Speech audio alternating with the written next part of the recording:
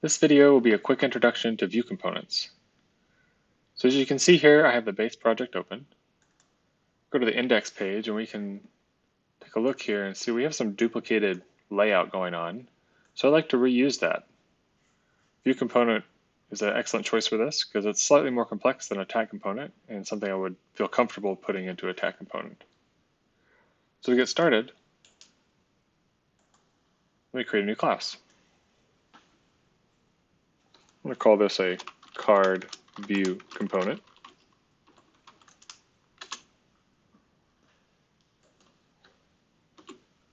And in here, I'll extend the ViewComponent class.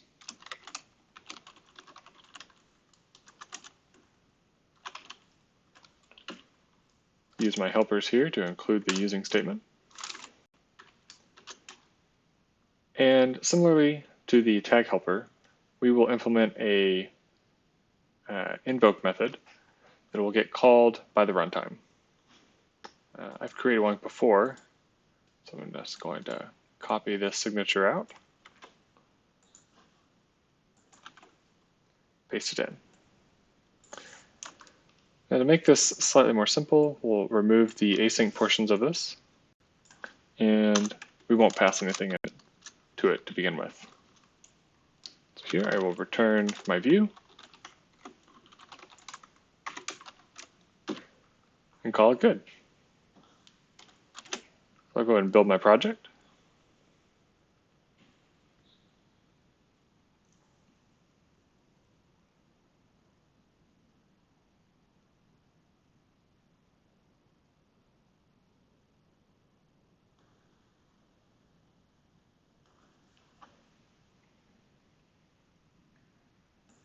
And we're good. No compile time errors.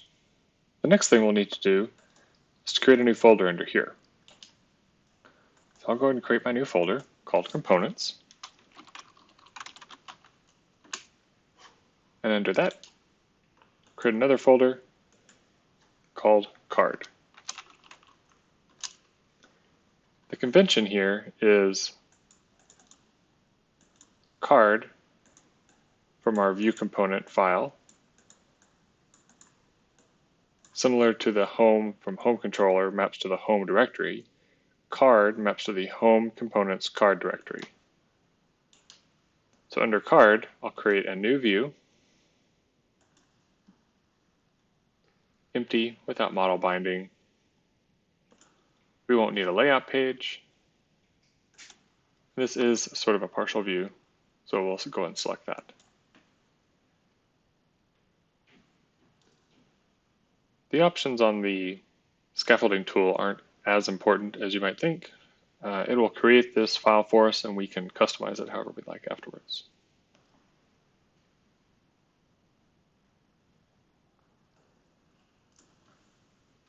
Here, I'll go ahead and remove that. And the whole reason I started this was because I want to reuse this template. Let's copy that. Drop it into our new view. Now the convention that ViewComponents use when locating a view file is it will default to looking for a file called default. So let's go ahead and rename this.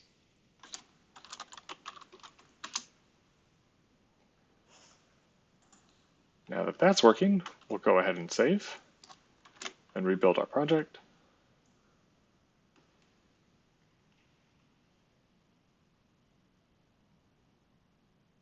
And it seems to be working. So the last thing we want to do is comment this out. And let's test our new view component. To call a view component, I use the @ to get access to the C# syntax, component, and invoke async. Here is where we'll pass in the name of our component. In this case, the name is card, following that same syntax we used earlier. And since this method ends in async, we'll need to throw a wait in front. And that's it. So we'll save, run our project.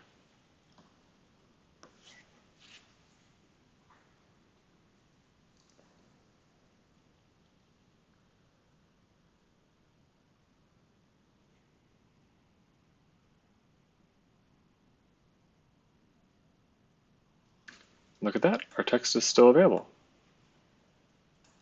Now let me come in here to do our default and let me replace this. So welcome to issue tracker. Let me say welcome to my first component.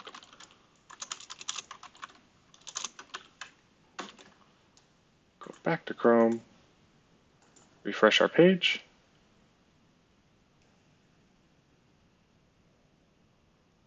And there we go. So we can see that it's working now. Now I want to make it reusable. So let's go ahead and stop our debug session and make some more modifications. So I need to be able to pass data to my view component somehow. And to do that, we'll add some parameters. I'm going to do string title and then pass that in here. Title. We can see that our view method takes several overload options here. It's going to default to view name, which is not exactly what we want. We want a T model.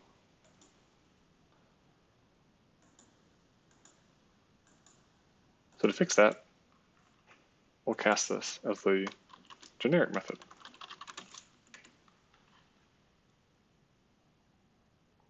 Now we can see the parameter name here is model and not view name. So we'll save this file and jump back over to our default. And similar to view components, or similar to controllers and their views, we're going to use the same syntax to access our title.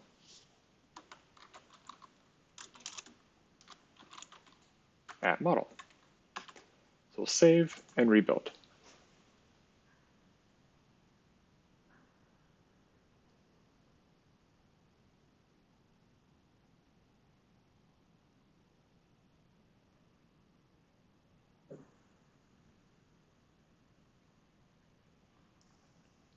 Oops, something's going on.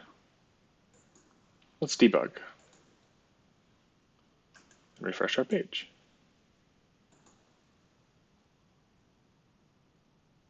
We have our model.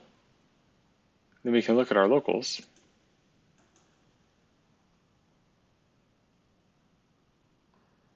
But our model's null. Well, that's because we didn't update our index page to pass in the data that we wanted. Let's go and do that now. This invoke async, we can see, takes a second of tModel arguments. We'll take a look at some of the other overloads we have here.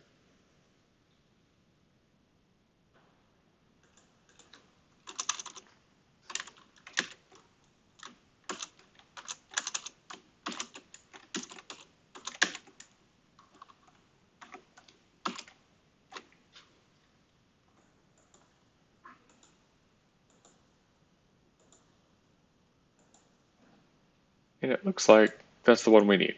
String, name, tModel arguments. So we'll go and put card back in here, and we'll pass in our model.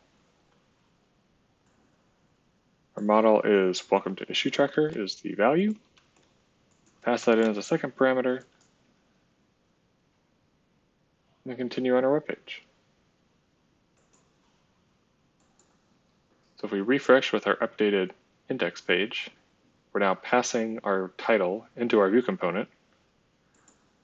We hit our breakpoint like earlier, and now we have a value in it. And our page loads. The last thing we'll want to do is make this a bit more generic so that we can pass in a body as well. In order to do that, we'll need to add a model. So I'm going to go in here and add a new class, card model, and give it a few properties. String title, string content. Then we'll update our view component to use that new model.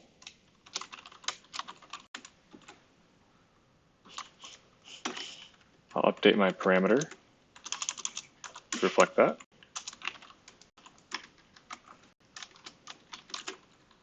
Pass that model to my view, which is no longer of type string.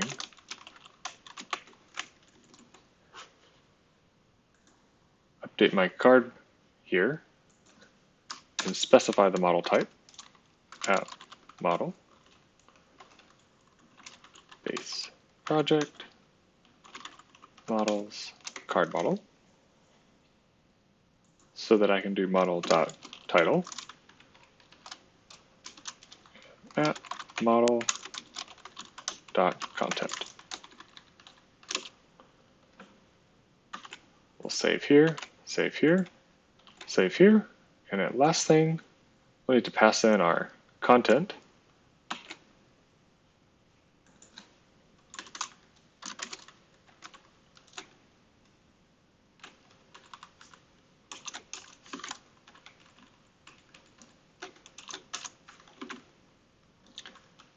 And that's not exactly what we want. What we would like is our model. I'm going to copy these out, and I'm going to insert a C# code block. So I'll create a model for my view component, card model, equal to new card model.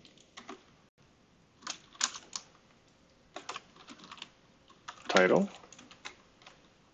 and content.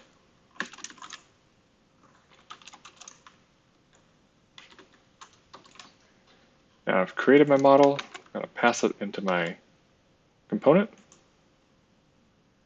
And it looks like we have no errors. So we'll go ahead and save, build our project.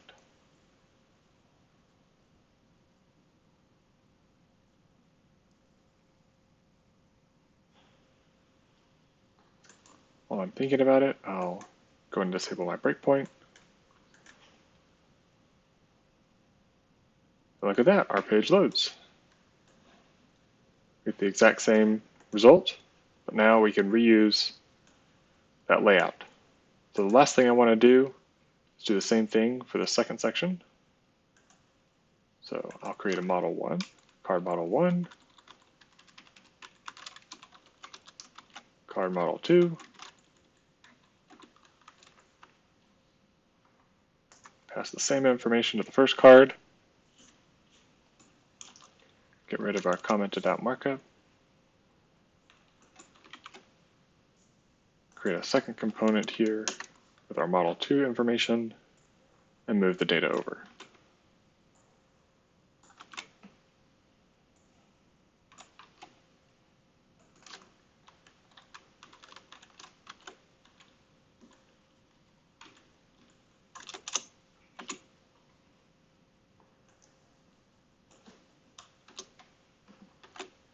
Save that and refresh my page.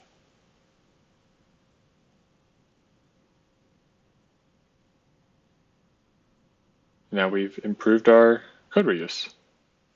So for instance, I want to italicize both those sections. I now have one place I can do that.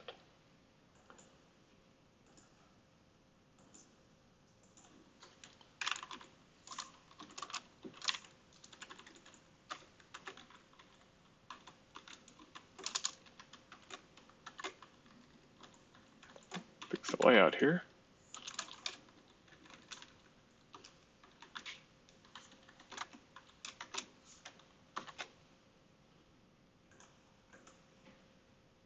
Changed it in one spot, and it's updated in 2.